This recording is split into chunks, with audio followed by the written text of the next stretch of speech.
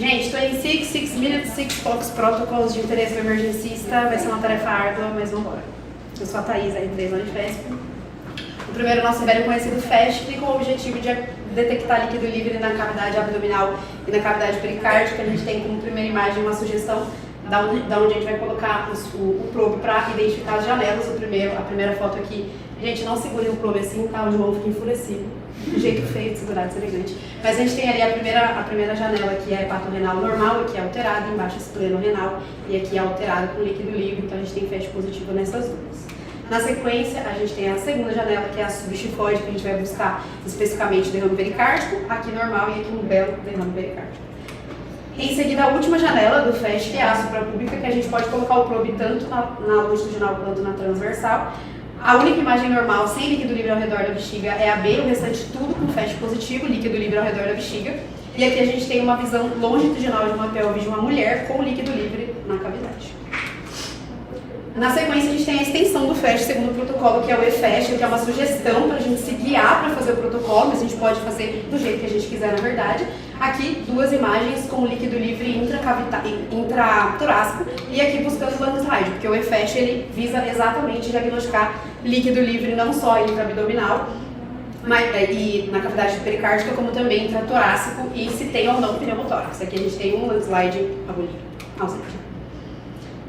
Nosso terceiro protocolo, o protocolo RUSH, que tem como objetivo fazer o diagnóstico diferencial de choque. A gente vai examinar primeiro o DEPUMP, que é determinar o estado cardíaco do paciente. A gente vai especificamente buscar derrame pericárdico, disfunção contrátil de VE, se ele está até hiperdinâmico ou uma disfunção contrátil de VE, e a gente vai buscar sinais de sobrecarga de VD, aqui a gente vê um VD dilatado, para a gente já começar a guiar nosso pensamento para o provável choque, né? Choque cardiogênico, choque distributivo.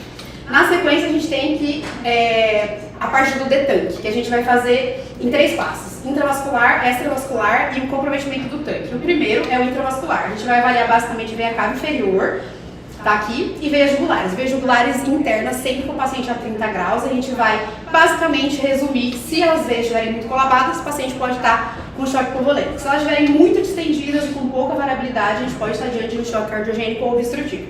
Segunda parte é ver se ele está perdendo para o extravascular. Se for um paciente vítima de trauma, a gente faz o EFAST.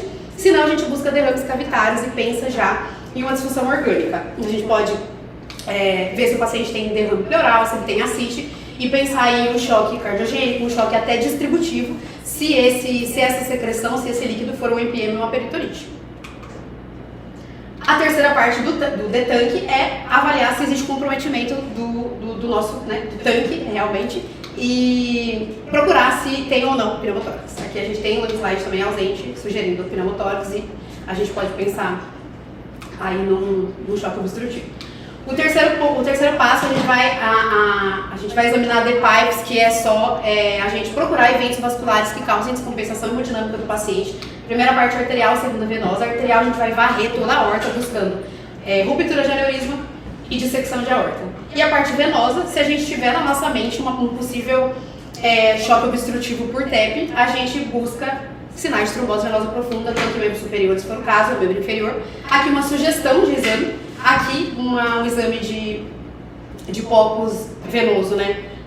De Doppler venoso normal, e aqui mostrando um trombo na veia femoral, a gente não consegue comprimir. O próximo protocolo é o CASA, que basicamente serve para identificar causas reversíveis de PCE em ritmos não chocados. O primeiro passo é buscar derrame pericárdico. O segundo é buscar sobrecarga de ventrículo direito pensando em TEP. E o terceiro é buscar alguma atividade cardíaca. É importante lembrar que o posicionamento do probe idealmente deve ser no subchifoide para não atrapalhar compressões. A gente não pode prolongar o tempo entre as compressões para fazer o protocolo. Aqui não é a janela subchifoide, é uma janela apical, mas foi um vídeo recente que o Vitinho colocou pra gente no grupo, que mostra uma sobrecarga aí de VD, uma dilatação importante de VD, e no videozinho tem até o sinal de mecônico que a gente pode ver. Então não é subchifoide, mas é link. Vem aí o Vexus, que é muito complicado, mas pode ajudar muita gente no contexto de manejo volêmico do paciente. Então ele serve para determinar o grau de congestão venosa sistêmica. A gente vai avaliar várias veias do corpo. O primeiro passo é localizar a veia cava inferior. Basicamente, se ela tiver menos do que 2 centímetros, a gente encerra o protocolo e o Vexus é 0. Se ela tiver 2 ou mais, a gente prossegue o protocolo. O segundo passo é localizar veias hepáticas. A gente vai colocar no botão de Doppler e vamos analisar o pico de onda do Doppler das veias hepáticas.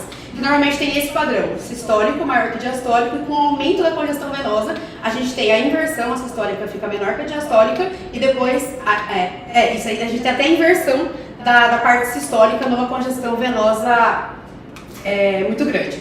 O terceiro passo é localizar a veia porta, também vamos relacionar o Doppler, também vamos analisar o pico de onda, que normalmente é um fluxo monofásico, e conforme vai aumentando a congestão, ele vai ficando cada vez mais pulsátil. Aqui é uma congestão venosa severa e ele fica bem pulsátil assim.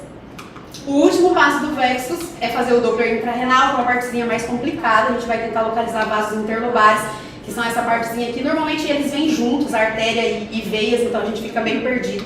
Às vezes tem que ajustar ganho e escala para conseguir uma imagem boa, a gente tem que focar na parte venosa e também avaliar o pico de onda no Doppler.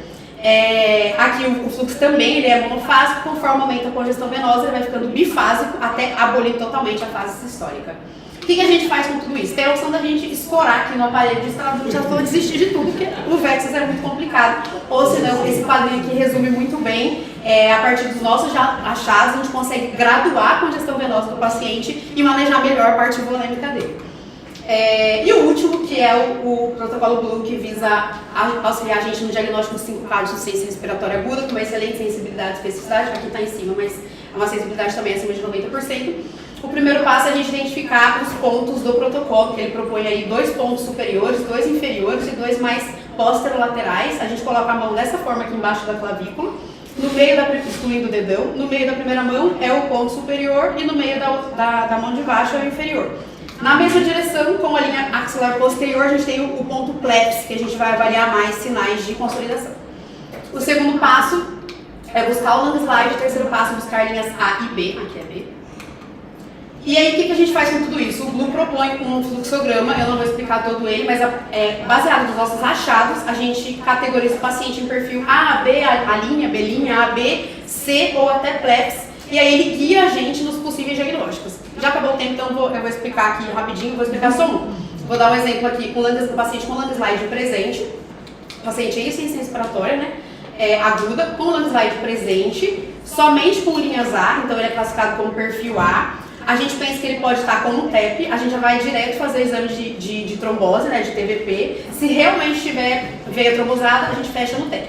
Se não tiver, a gente pode passar para a análise do ponto PrEP, que é o ponto posterolateral, que a gente consegue ver consolidação. Se tiver consolidação, pneumonia. Se não tiver, a gente fica com asma e DPOC descompensado. Também pode ser pneumotórax e pode ser edema de pulmão também baseado nesse fluxo aqui. É isso.